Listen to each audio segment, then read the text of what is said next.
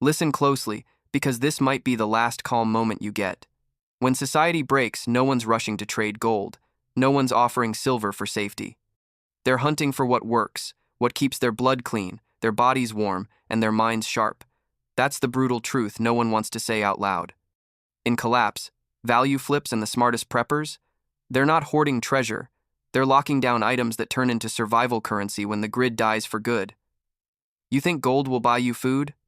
Wait till the guy across the fire has a can opener and you don't. Most people still think collapse means chaos in one night. They imagine alarms, riots, and everything falling apart at once. But that's not how it happens. It unravels, slowly.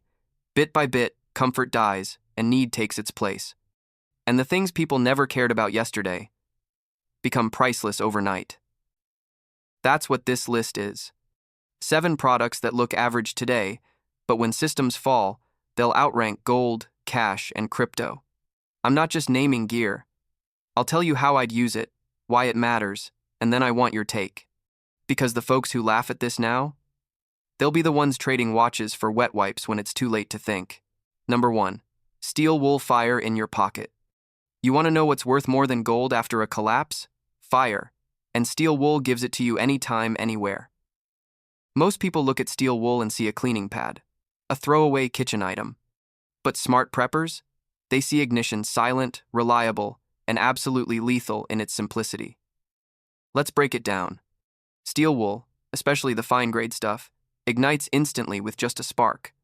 Pair it with a 9-volt battery, and you've got a portable fire starter that works in wet conditions, low temps, and total darkness. No lighter fluid, no gas, no fancy gear. Just raw ignition when you need it most. That's not all. Steel wool scrubs rust-off tools, restores corroded surfaces, even sharpens edges when you're stuck in the field with dull gear. It's one of those rare items that's light, compact, and multifunctional, and most people leave it on the shelf. You think a gold coin is going to start your fire when your fingers are frozen and you're down to your last chance to cook or boil water? Not happening. But a Ziploc bag of steel wool? That gets traded for food, shelter, even protection once word spreads that you can make flame on demand. My take? I've got rolls of it vacuum-sealed fine grade only. I test every batch before storing it. And I carry it in my go bag, my truck kit, and even in my jacket, because when the lights are out and your matches are soaked, fire equals life. Now let me ask you, do you have steel wool in your kit? Have you ever tested ignition in the rain, the dark, or when your hands are shaking from stress? Because in a real collapse, you won't get a second chance to get that fire going. And the guy who can't make fire becomes someone else's burden real quick. Number 2, tampons, sterile and sealed. Most people think tampons are just for menstruation, but in a real collapse, they become one of the most versatile and valuable survival items you can carry. A tampon is basically a sterile, compact plug of cotton, and that means it's far more useful than people realize. First, let's talk about medicine. In a grid down, you won't have access to clean, packaged wound dressings or trauma kits unless you've seriously prepped. But a tampon can act as a fast-absorbing wound pack. If someone suffers a deep cut, stab, or puncture, and you have no gauze on hand, a tampon can buy you time by slowing or stopping the bleeding until you find proper treatment. That alone makes it worth more than gold when things go bad. But it doesn't stop there. Tampons also double as excellent fire starters. The cotton ignites quickly and burns hot, which makes it perfect for getting a fire going when you're under pressure or working in damp conditions. It's simple, it's compact, and it just works. Tampons can also be used for pre-filtering dirty water before it passes through your purification system. While it doesn't clean the water completely, it helps remove visible debris and particles, which extends the life of your main filter. In a pinch, they can serve as nasal plugs for nosebleeds or smoke exposure. And yes, of course, they still serve their original purpose, and that alone gives them huge barter value in group survival settings. Smart preppers know, emotional needs don't vanish during collapse. Someone dealing with hygiene-related discomfort, panic, or embarrassment is likely to trade gear, food, or favors for a simple solution.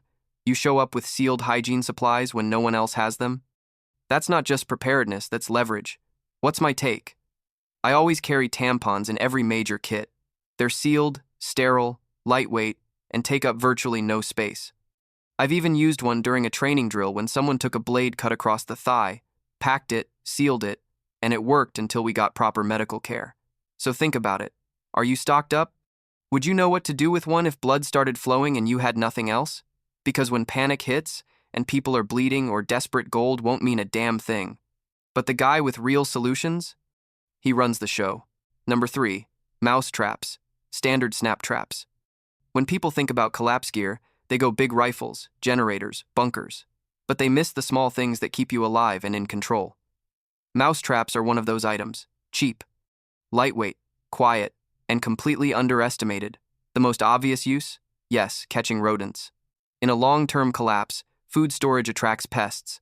And if you think you'll just handle it when the time comes, you're already behind. One rat infestation and your food is gone, your shelter smells, and your group is now fighting sickness. Standard snap traps keep things clean and under control without the mess or cost of poison. But that's just scratching the surface. A standard mouse trap is actually one of the smartest multi-use items in your survival kit. Why? Because it's a reliable, resettable mechanical device. That means you can adapt it beyond catching pests. With a little cord or wire, you can use it as a perimeter alarm. You set a trip line to the trap, and when it goes off, you get a loud snap that alerts you. It's silent when idle, instant when triggered, and impossible to miss in the dead of night. You can also use mouse traps to build small game snares for birds or squirrels. With some bait and light rigging, you've got a hands-free trap that feeds you while you sleep. That's passive income collapse style. Mouse traps are also psychologically powerful. Most people overlook them, which makes them incredible barter tools. You show up with 5 brand new snap traps when someone's camp is being overrun by rats? They'll trade you tools, food, even medicine just to reclaim their space. What's my take?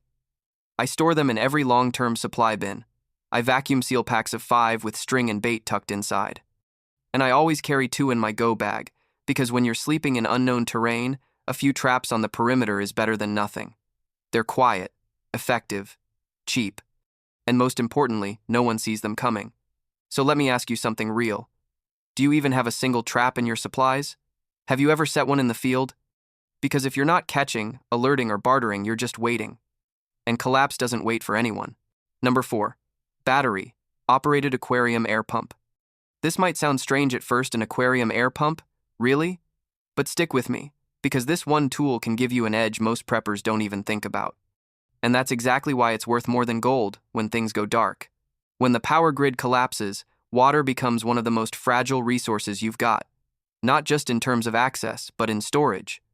Think about this. You've stocked up gallons of water in barrels or containers. It's sitting still, unmoving, possibly warming up under the sun. What happens next? That water starts to stagnate. Bacteria begin to grow. Algae spreads. And the last thing you want in a collapse is a stomach infection because your emergency water turned toxic. That's where the aquarium air pump comes in. The battery-operated ones were designed to keep fish alive during blackouts, but smart preppers repurpose them. Drop one in a water barrel for just a few minutes a day, and it oxygenates the water, keeping it moving, discouraging bacteria buildup, and preventing algae growth. It doesn't purify, but it delays spoilage and extends usability, which is critical when clean water sources vanish. That's just the start. You can also use these pumps for improvised water circulation in hydroponic setups. If you're growing food off-grid, moving nutrients through a DIY system becomes necessary. The pump helps move water in passive setups, keeping roots from rotting and plants alive. In other cases, you can rig it to provide airflow in sealed containers or assist in low-pressure ventilation projects when other tools fail. Because it runs on batteries, you're not relying on solar panels or fuel. You just plug it in and let it run for short bursts. It's quiet, lightweight, and often overlooked, which also makes it a killer barter item. Imagine trading one of these to someone with food but spoiled water. That's not a favor, that's power. My take? I keep 3 of these sealed, with backup D batteries stored alongside them. I rotate them out, test them every 6 months, and have tubing pre-attached so I can deploy instantly. So here's the real question. Are you just storing water? Or are you protecting it? Because when supply chains shut down, keeping water drinkable becomes just as important as finding it in the first place. Gold won't make your water safe, but this $15 tool might save your entire stash. Number 5, graphite lubricant. When collapse hits, every movement matters. Every door you open, every drawer you check, every trigger you pull, it all needs to work smoothly and silently. And that's why graphite lubricant, not oil, becomes one of the smartest, most underrated survival tools you can carry. Most people think of lubricant and immediately go for oil, WD-40, gun oil, mechanical grease. But in a real-world survival scenario, oil becomes a liability. It collects dust, turns sticky in the wrong weather, and eventually breaks down your gear if overused. Graphite, on the other hand, is a dry lubricant. It's odorless, temperature-resistant, dust-repellent, and whisper-silent. That combination makes it collapse into gold. Graphite is perfect for locks, zippers, hinges, and firearms. It allows silent access to shelters, gearboxes, or storage units without giving away your position. In high-risk zones, where noise draws attention, this kind of low-signature maintenance tool is a tactical edge. You don't want your safe house door creaking loud enough to wake a pack of looters 2 blocks away. You want to move like a ghost. Graphite helps you do that. It also works better in dirty environments. Collapse means dust, debris, broken structures, and sand blowing through compromised areas. If you've ever used wet oil in that kind of setting, you know what happens: grit sticks, movement jams, and suddenly your tool is worse than useless. Graphite doesn't do that. It glides, cleanly, silently. And in a trade economy, where smart people are protecting their tools, locks, weapons, and improvised gear, graphite becomes an item that commands respect. You're not just offering maintenance, you're offering silence, stealth, precision. You're offering control when most people are fumbling with stuck bolts and jammed latches. I carry a small squeeze tube in every bag. It weighs nothing, lasts forever, and has saved me from exposure more than once. I've used it to silently open a fence gate without alerting stray dogs. I've used it to fix a stuck hatch on a rain barrel. I've even used it to help a stranger unlock a rusted bike chain and ended up trading for extra rations just because I had what they didn't. Ask yourself, are you prepped for movement? Not just escape, but movement that doesn't announce you. Because when collapse rewards the quiet, graphite might be the most valuable thing you own, and no one saw it coming. Number 6, mosquito net. Most people underestimate the threat of insects in a collapse. They think of looters, food shortages, or grid failure, but they forget that the smallest threats are often the deadliest. That's where a mosquito net becomes more valuable than gold. In a grid-down world, you're not sleeping in comfort, you're sleeping outside. In cabins, makeshift shelters, vehicles, or open terrain. And when you do, you're exposed to swarms of biting insects, especially in humid or warm climates. One night of bites won't just ruin your sleep. It can break your immune system, spread infection, or even worse, transmit diseases like dengue, malaria, or West Nile virus. No one's thinking about mosquitoes when they're filling up on ammo and canned beans. But when you've got 30 bites on your legs, an open scratch gets infected, and you can't walk the next day, that's when it hits you. Comfort is survival, protection is leverage. A mosquito net solves that instantly. It's lightweight, foldable, and completely passive. You don't need power, you don't need chemicals. You just hang it, zip it, and rest without the constant buzzing that keeps everyone else awake. And in a collapse, sleep becomes mission critical. If you're not sleeping, you're not thinking. And if you're not thinking, you're not surviving. Beyond sleep, it's also a morale multiplier. In a camp environment, a net gives people privacy, protection, and a sense of control even when everything else feels out of control. And let's talk about trade value. You pull out a brand new mosquito net when someone's been scratching themselves raw for 3 nights straight. You don't just have an item. You have negotiating power. I keep 2 in my long-term kits. 1 personal, 1 for trade. Both sealed tight and tested. I've used them in field training and camping, and I'll never forget the moment I saw someone give up a tactical flashlight just to sleep bug-free. Ask yourself this: how much would 1 night of safe, quiet sleep be worth if your body's on the edge and bugs are feeding non-stop? Because when collapse hits, and infection is 1 bite away, the guy with the net doesn't just rest easy, he wakes up ready to lead. Number 7. Shoe insoles. High quality comfort plus support inserts. In a world without fuel, vehicles, or working infrastructure, your number 1 mode of transportation becomes your feet. And yet, very few preppers ever think about what happens when their boots wear out, their knees start aching, or they're covering 10 miles a day on rough terrain. That's where high-quality shoe insoles become a survival asset most people don't realize they need until it's too late. Collapse means movement. You're walking to water sources, foraging, relocating, patrolling, or bugging out.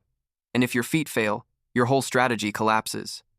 Blisters, arch pain, shin splints, back strain, they don't sound like death sentences, but they slow you down, make you vulnerable, and sap your energy until you're dragging instead of running. A solid pair of insoles with arch support and shock absorption extends the life of your boots and your legs. Whether you're walking across broken pavement, hard ground, or dense woods, every step counts. With good insoles, that step gets a little easier, and that matters when you're carrying weight or moving under stress. There's also psychological value. When your body is breaking down, small comforts become mental fuel. Sliding in a pair of cushioned, molded insoles into your boots during week 3 of collapse? That's like giving your feet a second wind. It boosts morale, reduces injury, and keeps you mobile, which in collapse means you're still in the fight. And don't forget barter. You show up with new, sealed, high-end insoles in a camp where people are limping from overuse? That's not a comfort item anymore, that's medical-grade mobility support. People will trade food, tools, even meds just to walk without pain. What's my setup? I store 3 pairs, one in my bug-out boots, one spare pair in my go bag, and one set in reserve storage. All are pre-fitted and tested, because I know if I lose mobility, I lose the advantage. Period. So ask yourself this: are you prepping your feet like they're your engine?